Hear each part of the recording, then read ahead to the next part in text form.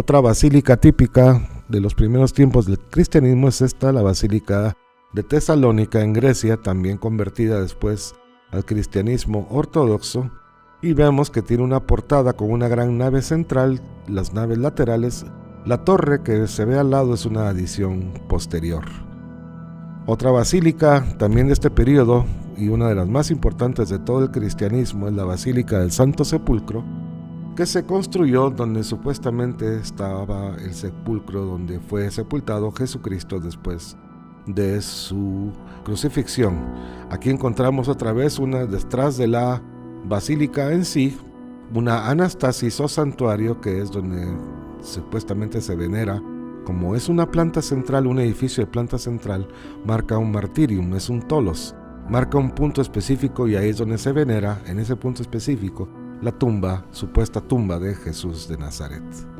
En Roma encontramos todavía algunas de estas antiguas basílicas, como Santa Sabina, la cual no difiere mucho del modelo de la antigua iglesia Basílica de San Pedro del Vaticano, en este caso con una arcada a ambos lados de la nave central y columnas corintias clásicas que articulan esta nave de las naves laterales, y vemos la cabecera con su nártex semicircular cubierto por media cúpula.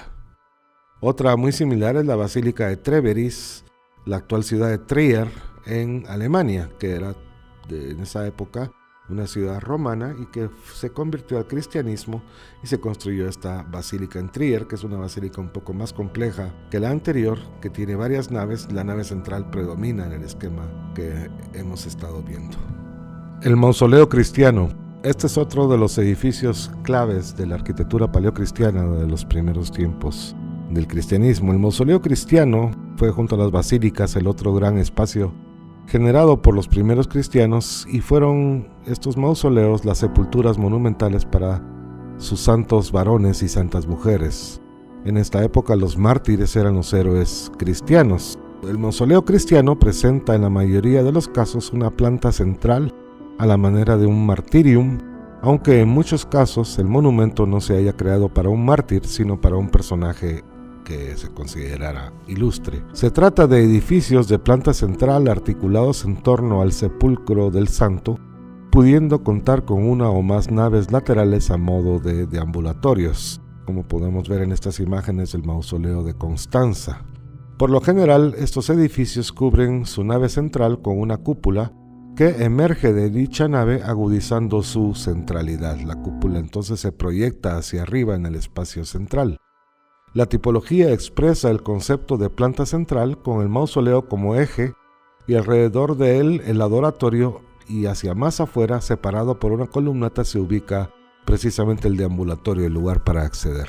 En esta época hay una especie de dialéctica entre planta longitudinal versus la planta central, porque las basílicas y los mausoleos plantean el debate espacial que estamos mencionando, que va a dominar la arquitectura cristiana durante los siguientes 15 siglos. Y el principio se da justamente en esta época. Hemos de comenzar por recordar la diferencia entre planta funcional, que es una planta central o longitudinal, y el concepto de planta formal, como podría ser, por ejemplo, una cruz griega, una cruz latina, una cruz basilical, cuadrada u octogonal. Es decir, planta funcional es un concepto y planta formal es por su función. La planta longitudinal va a expresar una supeditación simbólica a Dios frente a la planta central, que coloca como protagonista al ser humano, porque a él se le venera en este espacio. Las luchas entre las dos corrientes, es una teologicista y la otra más bien humanista, se reflejaron en el uso de una u otra planta.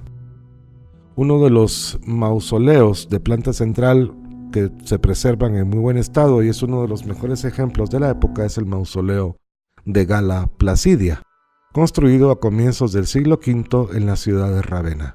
En la vecindad de la iglesia de la Santa Cruz, este mausoleo fue concebido como panteón real.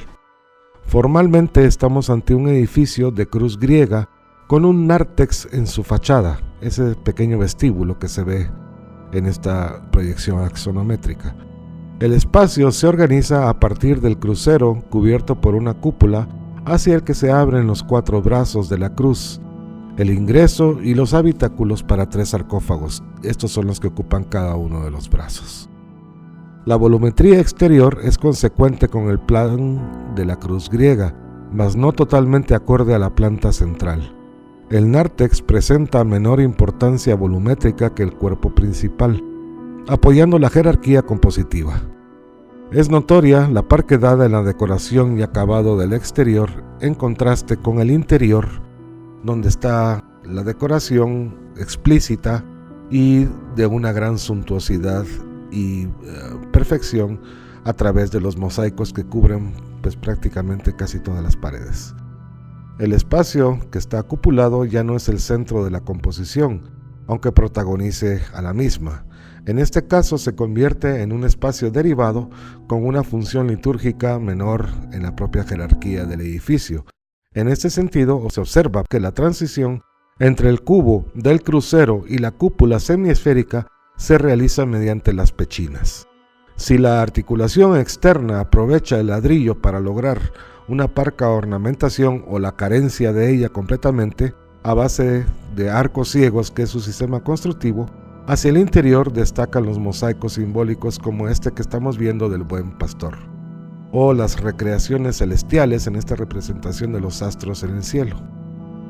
Otro de los mausoleos importantes en este periodo es el de San Lorenzo de Milán, que tiene una duplicidad de un espacio longitudinal impuesto sobre un espacio central y que se encontraba ya a finales del siglo IV en esta iglesia de San Lorenzo. Vemos cómo entonces ambos conceptos tratan de coexistir, pero definitivamente el mausoleo de San Lorenzo se impone en él la planta central. En San Gereón se trató de conciliar también ambos conceptos espaciales, planta central y planta longitudinal, a través de una planta de forma elíptica. Pero esta solución implica necesariamente el empleo del concepto de planta longitudinal, el cual es reforzado por la presencia de un nártex en el eje de simetría. Por ende se perdió la idea de un edificio de planta central en esta iglesia. Las necesidades de la liturgia exigían entonces un suelo consagrado mediante el sepulcro de un personaje santo bajo el altar. Entonces se planteó que había que combinar el modelo del mausoleo con el de la basílica, un problema que terminará por resolverse hasta varios siglos después durante el prerrománico y por medio de la consolidación de la cripta y que impuso a la larga una planta longitudinal. Esto quiere decir que al final se impuso el concepto de Dios sobre el concepto de los hombres. El otro edificio fundamental en la arquitectura cristiana es el baptisterio.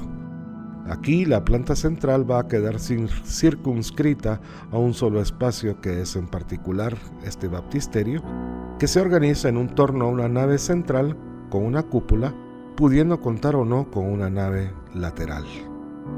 Estos primeros baptisterios aún se caracterizaron por la sinceridad volumétrica y el uso de un aparejo sencillo para aligerar las cargas, así como vimos en los mausoleos. La articulación del espacio aún parte de un orden clásico reinterpretado, así como la multiplicidad de habitáculos que existían en este espacio para fijar esa espacialidad característica que es todavía eminentemente romana. La ligereza de las cargas permite la apertura de numerosos vanos para mejorar la iluminación en el tambor o sobre la propia cúpula. El conjunto del baptisterio puede enriquecerse también con la presencia en su interior exclusivamente de mosaicos simbólicos. Aquí tenemos algunos ejemplos de baptisterios conocidos de la época, como este de los ortodoxos en Roma o el de la iglesia de San Juan de Letrán, también en la ciudad. El debate abierto entre espacios longitudinales y espacios centrales entonces llevó a tener un destacado desarrollo en la arquitectura tardoantigua del Imperio Bizantino, que es el imperio posterior, es decir, el Imperio Romano de Oriente, cuyas primeras etapas aún podían conceptuarse como paleocristianas. Vamos a ver ahora un poco de las artes figurativas que se utilizaron en esta época, sobre todo el mosaico y el fresco, y su transmisión al mundo post-romano. Hablando del mosaico, diremos que las dificultades del comercio durante el Bajo Imperio, incluido el de materias primas, impuso un sistema de ornamentación que ya existía en Roma, pero que ahora se volvió el mayoritario, el mosaico. Uno de los más famosos mosaicos que conocemos es este encontrado en Pompeya, donde se ve la batalla de Isos, donde su protagonista Alejandro Magno está a punto de atacar al rey persa Darío. El mosaico es una técnica que emplea pequeñas piezas de piedra, vidrio o cerámica finamente pulidas que se llaman teselas. Las figuras se forman por la conjunción en un lecho fresco de argamasa o de yeso, en la inmersión en ese lecho fresco de las teselas, las cuales al endurecerse el lecho quedan fijadas definitivamente una a la par de la otra. El mosaico, en el caso de Roma, llegó a alcanzar, niveles extraordinarios, como vemos en estos ejemplos. Luego, durante el período bizantino, se mejoraron aún más las técnicas, logrando algunos de los mejores mosaicos que conocemos todavía en la actualidad. Sobre la pintura al fresco, también diremos que es una técnica que ya existía anteriormente y tiene su origen en Oriente. Los griegos la adoptaron y durante la época helenística se difundió por el Mediterráneo. En Roma tuvo un gran auge durante el período imperial, pero desafortunadamente se conservan muy pocos frescos romanos. La mayoría de ellos se han encontrado en las ruinas de la ciudad de Pompeya, como vemos en estos ejemplos, como por ejemplo estos 3 retratos encontrados en Pompeya, o los frescos de la famosa Villa de los Misterios en la misma ciudad. Luego, como ejemplos de los primeros frescos cristianos, sobre todo en las catacumbas, encontramos aquí la historia de Caín matando a Abel y a la derecha el juicio de Pilatos, esto es en Rávena, y también en el oriente, en Grecia, encontramos algunos frescos de carácter también bastante rudo y primitivo, pero ya con una clara iconografía cristiana presente en todos los detalles.